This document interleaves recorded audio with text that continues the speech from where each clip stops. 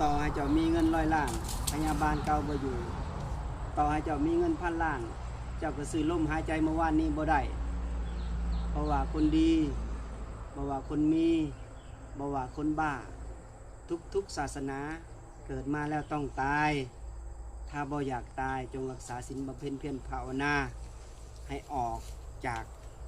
ความเกิดความตายให้จิตใจขาวสะอาดให้จิตใจหลุดพ้นจากอาสวะทั้งหลายทั้งปวงจงอย่าประมาทคู่มือนี่มีแต่โลกนี่มีแต่ความร้อน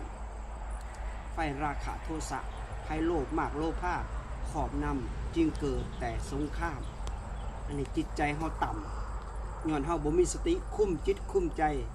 เพราะฉะนั้นเฮาเอาศีลธรรมขององค์สัมมาสัมพุทธเจ้านี่ไปรักษาจิตรักษาใจให้จิตใจมันเย็นฉ่ำให้ออกจากความมืดมนจากอวิชชาทั้งหลายทั้งปวงให้ออก